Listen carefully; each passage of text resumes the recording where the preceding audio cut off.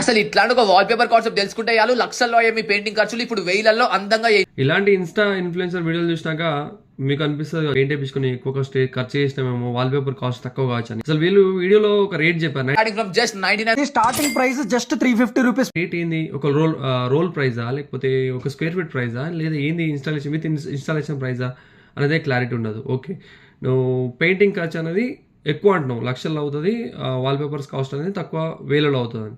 ఇలా పెయింటింగ్ ఖర్చు ఒక స్క్వేర్ ఫీట్ గోడకి లప్పం పుట్టితో వేస్తేనే నీకు 25 రూపీస్, అది కూడా లగ్జరీ చాలా ఇయర్స్ వచ్చే పెయింట్ వేసుకుంటేనే నీకు 25-30 రూపీస్.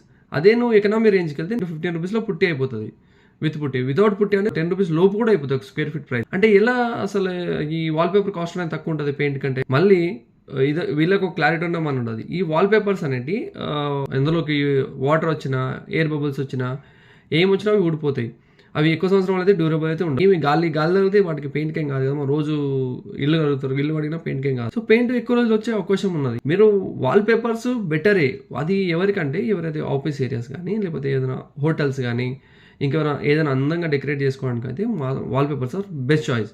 కానీ ఇంటి వరకు అయితే వాల్ పేపర్స్ అనేది హై కాస్ట్. అసలు అది కాస్ట్ సేవింగ్ మెథడ్ కానే కాదు, ఎందుకంటే పెయింట్స్ లో కాస్ట్. అండ్ మీకు పెయింట్ ఫస్ట్ టైం పుట్టికి ఎక్కువ కాస్ట్ అవుతుంది, కానీ నెక్స్ట్ టైం మీకు పెయింట్ కాస్ట్ అనేది ఆల్మోస్ట్ హాఫ్ ప్రైస్లోనే అయిపోతుంది మీ వర్క్ అనేది.